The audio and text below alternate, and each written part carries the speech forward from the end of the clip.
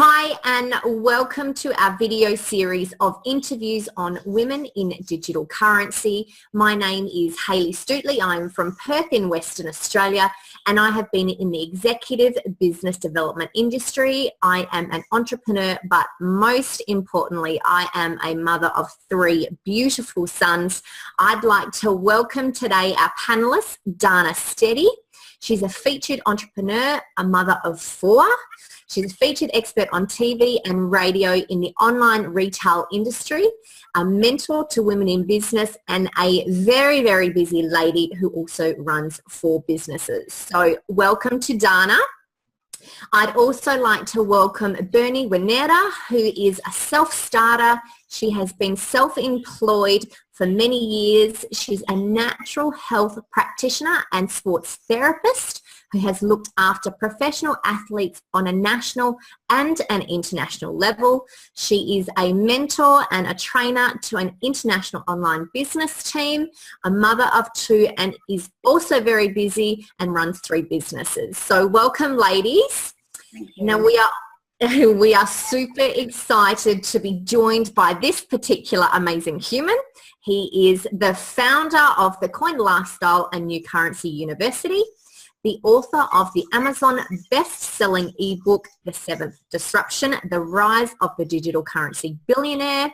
He's the host of the TV show, The Coin Prophet, a busy father of 3. So it is a massive welcome to an iconic leader, a wonderful educator in the digital currency world, one of our favorites all the way from Atlanta, Mr. Tom McMurran.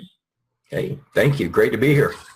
It's great to have you. So Tom, today's segment is on blockchain technology. Now this gets me very, very excited. So this is the computer technology that's behind, I heard that the computer technology that's behind the blockchain is 100 times more powerful than all of the Google servers combined, and is one of the most secure financial networks in the world. Can you expand on this for me?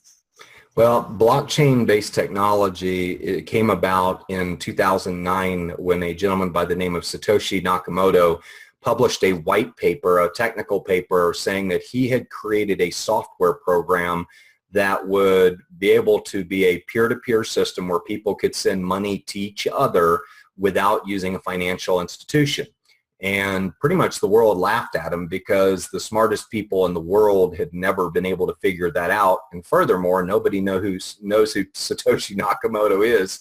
He's kind of an anonymous person, or I don't know. But he created this white paper. The world laughed at him. And a year later, he published a software that started networking computers around the world. And it created a large balance sheet. Like a public accounting balance sheet on hundreds and then thousands and then tens of thousands of computers around the world. And the first proof of concept on the blockchain to run on it was a company called Bitcoin, or a software called Bitcoin. And Bitcoin was published on top of the blockchain. A lot of people think that Bitcoin is the software. It's really not. It's a software that's published on top of the blockchain. Now I'm going to back up for a minute. Okay. In 1990, a guy by the name of Tim Berners-Lee created a software, and we know who he is, but he created a software called TCP/IP. He didn't really create it. It was created in '83, but he brought it public to the general public, and it was called the World Wide Web. It was a software that made the World Wide Web work. Okay, so prior to 1990, the internet was not possible. Prior to 2010, doing bankless transactions person to person was not possible. So there's a direct correlation that you will see between these 2 incredible software development programs that have changed the world. And a lot of people, Don Tapscott says that blockchain-based technology will be the single largest technological revolution of your lifetime. And that's pretty profound considering the Fairchild semiconductor and of course, TCP/IP by Tim Berners-Lee, and to know that an anonymous technologist named Satoshi Nakamoto has created a technology that allows us to do business without using banks is really amazing. And I like to tell people, you know, when I can send money to you without using a bank, that's like me being able to rent a video without going into a Blockbuster video store. And we know what happened to Blockbuster.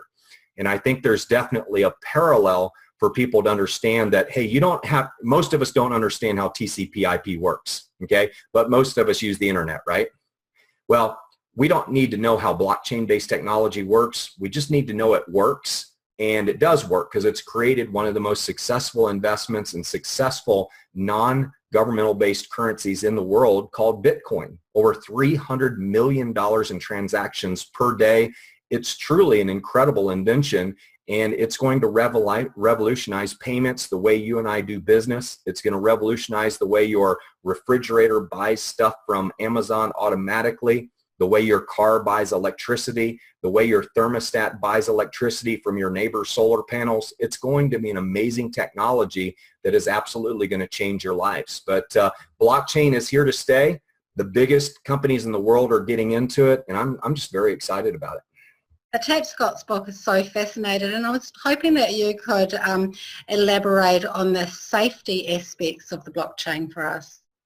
Yeah, I'll be glad to. I mean, you know, one thing Haley talked about right up front is that the software that's actually running Bitcoin has never been hacked. It's virtually unhackable. I mean, you're talking about having to have about $500 billion worth of energy, and you have to be able to funnel all that energy into a 10-minute period to actually hack the blockchain of digital currency, and that's impossible. To tell you how powerful Google is, the blockchain is 430 times more powerful than all of the supercomputers in the U.S. combined. So that gives you an idea how powerful Google is. But yeah, we're dealing, just like in the United States, we're dealing with magnetic stripe technology, which is something that came out of the 50s. And we have one of the most antiquated financial systems in the world, that when I send money to Perth, Australia or New Zealand, it's going to take 3 days. Whereas I can send money on the blockchain in a matter of milliseconds, and the money's there. It's irreversible. There's no fraud in digital currency. And it's something that it's definitely going to create massive competition for the banks. This is just absolutely amazing. You know, up until a few months ago, I didn't even know what Bitcoin was. My 16-year-old son came in and I asked him, and he said, oh, yeah, I know what that is. And I'm thinking, my God, how can all these kids know what this stuff is? And us as parents have got no idea. So after looking into Bitcoin, I found out a little bit more about it, and it had a bit of a dubious background to it. So that's when I started thinking, well, how's the blockchain for Bitcoin different to OneCoin blockchain? Is there a better security system, or what's the difference, Tom? No, I mean, blockchain, anybody can run a blockchain. I mean, Procter & Gamble can create a blockchain and they can run their finances. I mean, remember, the blockchain software is just a public accounting sheet. So if you have a company that has 20 computers in your office, you could run blockchain-based software, and your whole accounting program could be run on this software. So you'd have to develop an application and do some programming to make that happen. But the blockchain is just a large balance sheet that has a plus column, a negative column, and a running balance column. It's actually very simple software. It's actually, you know, TCP/IP that the internet was created on, connected to computers worldwide. That's what made the internet possible. What makes it possible for me to send you money is this public blockchain that exists. Now, Bitcoin has its own blockchain. Ethereum has its own blockchain. OneCoin has its own blockchain. OneCoin's a little bit different. They built theirs behind a firewall, and you have to be a member of their community to be a part of their blockchain. Procter & Gamble will do the same thing. So will Delta Airlines and Virgin Airlines. They will create blockchains for frequent flyer miles. So they can't be defrauded or traded, and they'll have an accurate, basically the blockchain allows you to create your own currency. We could create Bernie coin, Haley coin, Donna coin. We can go create our own coins right now. And if you all have a big enough following, there are people around the world that will be interested in mining the coins and bringing them into existence. And so, I think that to answer your question, is blockchain is a software that anybody can download. And here's a great analogy for you. The mobile service that powers your phone, the AT&T or Virgin or whatever all service that you all use, that is the blockchain. The currencies are apps that are on top of the blockchain. So currencies are just apps, like the apps on your phone. So when somebody creates a new currency, they're just building an app on top of the blockchain. And again, most of you don't know how TCP/IP works. You don't know how HTML works, yet you use websites every day. And I think this is one of those technical videos that you either go, I don't need to know that stuff. Sounds cool, sounds secure, but I don't need to know it. Some of you will say, wow, the application for this is amazing. I mean, title transfer companies, car title transfer companies, stock markets, insurance agencies could be revolutionized by this, totally disrupted by this software. Uber will be disrupted.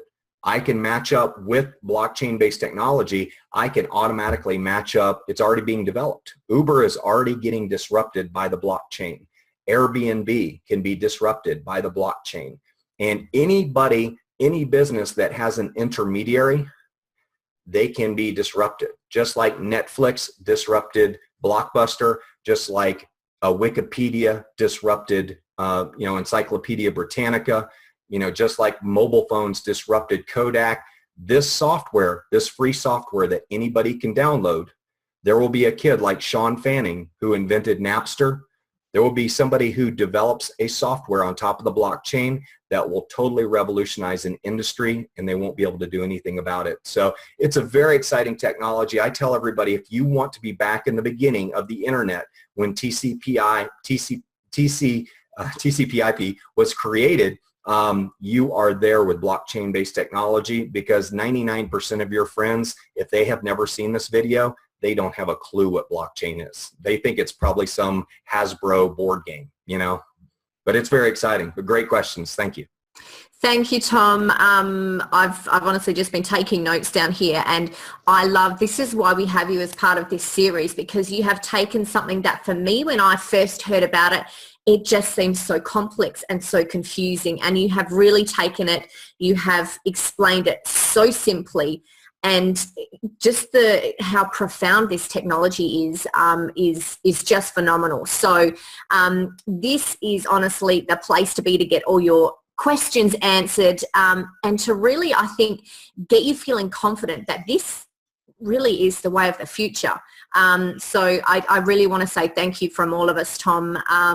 And so we want everybody to stay tuned, because we'll be continuing a series of videos on the core topics of digital currency with the one and only Tom. We look forward to you joining us, and we also look forward to being able to educate you on this phenomenal technology and just the power of digital currency as a whole. So our next interview is going to be about what is Bitcoin. So stay tuned, everyone. We'll be super excited to have you on board. Thanks, Tom, and thanks, girls.